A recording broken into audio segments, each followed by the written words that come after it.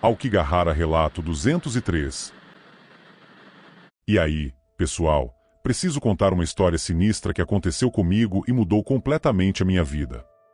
Sempre fui um cara de aventuras, trilhas e acampamentos. Curto um desafio, então decidi explorar a famosa floresta de Aokigahara, no Japão. Para quem não conhece, esse lugar é conhecido como a Floresta do Suicídio e já foi cenário de várias lendas assustadoras. Eu nunca fui muito de acreditar nessas coisas, mas depois dessa experiência, mudei de ideia. Tudo começou bem de boa. Eu e meu amigo Ricardo decidimos fazer uma trilha de 2 dias na floresta, só com nossas mochilas e uma barraca. Aokigahara é uma floresta densa e, em alguns lugares, tem árvores tão altas e próximas que mal dá para ver o céu. O chão estava coberto de folhas secas que estalavam sob nossos pés, e o ar tinha um cheiro forte de terra úmida e musgo. Parecia o cenário perfeito para uma aventura. O primeiro dia foi tranquilo. Andamos bastante, tiramos várias fotos e até encontramos um pequeno riacho onde pegamos água. Mas quando a noite caiu, tudo começou a ficar esquisito.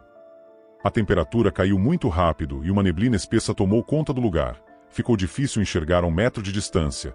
Então, montamos a barraca rápido e decidimos não nos afastar muito. O silêncio da floresta era perturbador. Não tinha som de animais, só o vento soprando nas árvores e uns ruídos estranhos de vez em quando.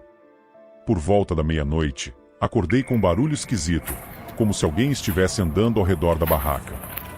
Chamei o Ricardo, mas ele estava apagado, nem se mexeu. Fiquei lá, paralisado, ouvindo o som dos passos, com meu coração disparado. Finalmente, criei coragem e abri um pouco o zíper da barraca, para dar uma olhada. Lá fora, no meio da neblina, vi uma sombra se movendo entre as árvores. Era uma figura humana, mas algo estava errado.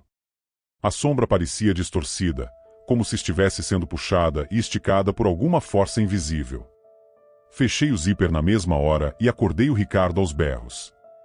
Ele acordou confuso e eu contei o que tinha visto. Decidimos ficar quietos e tentar dormir, mas era impossível. Os passos continuavam ao redor da barraca, ficamos apreensivos, mas nada aconteceu e acabamos dormindo por causa do cansaço. Na manhã seguinte, acordamos com o sol já alto e a neblina desaparecida. Achamos que talvez tivesse sido um pesadelo coletivo ou algo assim, então decidimos continuar a trilha. Mas aí, encontramos algo que me arrepia só de lembrar, uma placa de madeira meio enterrada no chão, com caracteres japoneses que não entendíamos.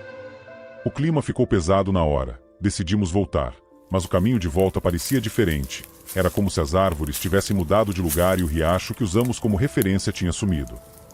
Andamos por horas, mas sempre voltávamos ao mesmo ponto, estávamos perdidos. Já era fim de tarde quando começamos a ouvir novamente os passos. A noite caiu rapidamente e a neblina voltou com força total. De repente, tudo ficou estranho. Era como se estivéssemos andando em círculos eternamente, o som dos nossos passos ecoava de um jeito estranho, e as sombras das árvores ao nosso redor pareciam ter vida própria. Ricardo olhou para seu relógio e ficou preocupado. Quando ele me mostrou o relógio, eu vi que o mostrador marcava meia-noite, mas os ponteiros não se moviam.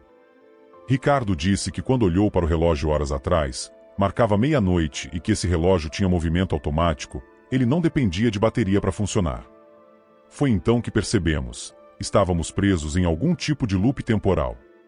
Cada vez que a noite caía, voltávamos para o mesmo ponto e os mesmos eventos se repetiam.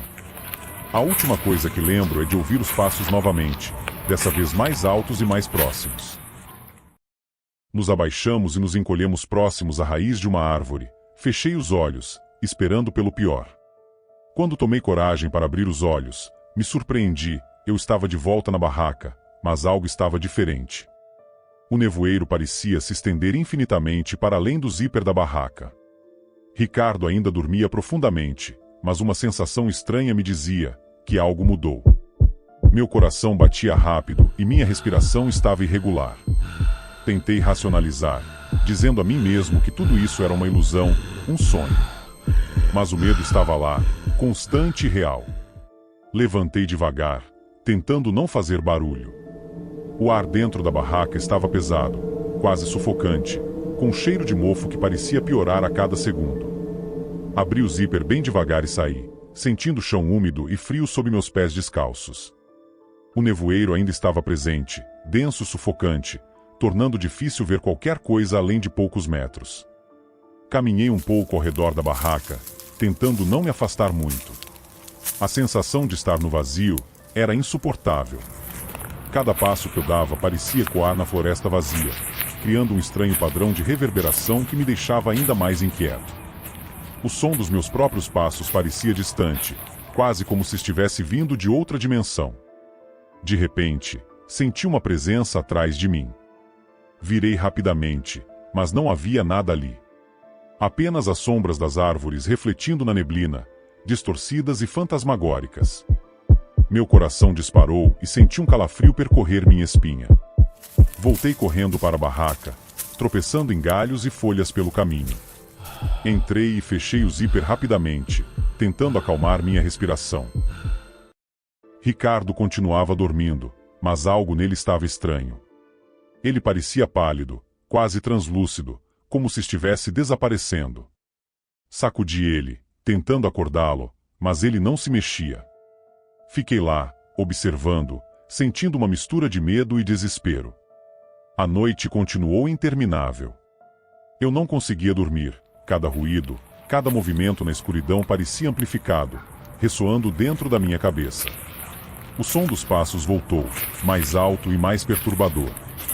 Dessa vez, parecia que havia várias pessoas caminhando ao redor da barraca.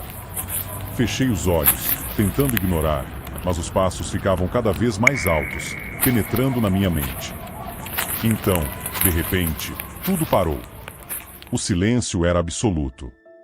Abri os olhos e vi Ricardo sentado, olhando fixamente para mim. Seus olhos estavam vazios, sem vida. Ele não disse nada, apenas continuou me encarando, como se estivesse tentando se comunicar sem palavras. Foi quando notei o relógio em seu pulso. Os ponteiros estavam girando loucamente, sem nenhum padrão. E precisamos sair daqui, ele finalmente falou, mas sua voz parecia estranha e distante. Comecei a entrar em pânico e por um momento. Quase me entreguei ao desespero, fechei os olhos e respirei. Respirei bem fundo até começar a me acalmar. Então, saímos da barraca, sem saber para onde ir. A floresta parecia ter mudado de novo. As árvores eram mais altas e mais densas, e o nevoeiro parecia mais espesso, quase sólido. Caminhamos em silêncio, tentando encontrar uma saída. Os passos continuavam nos seguindo, invisíveis mas sempre presentes. Eu sentia uma pressão constante na cabeça, como se algo estivesse tentando invadir meus pensamentos. A cada passo, a sensação de desespero aumentava, e eu sentia que estávamos indo cada vez mais fundo em um pesadelo sem fim. Então, de repente, vimos uma luz fraca à distância. Corremos em direção a ela, desesperados por qualquer sinal de civilização. Mas quando chegamos lá, encontramos uma cabana velha e abandonada, coberta de musgo e quase engolida pela floresta. Entramos, procurando abrigo e respostas. Dentro da cabana, encontramos um velho diário, coberto de poeira. As páginas estavam amareladas e frágeis, mas conseguimos ler algumas partes. Descrevia histórias de pessoas que tinham desaparecido na floresta, presas em loopes temporais. Cada história terminava com a mesma frase, e no fim, tudo se repete, não há escapatória. O pânico tomou conta de mim. Ricardo, ao meu lado, parecia mais distante, quase etéreo. Senti uma vertigem, e tudo ao meu redor começou a girar. Caí de joelhos, sentindo uma pressão esmagadora em minha mente. Quando levantei a cabeça, estava de volta na barraca, sozinho desta vez. O relógio ainda marcava meia-noite, mas lá fora, eu escutei o som do riacho, das aves, eu não escutava mais os passos. Abri o zíper e tudo havia voltado ao normal, mas algo ainda estava estranho. Ricardo não estava lá. Eu andei ao redor da barraca e nada, não haviam nem rastros dele.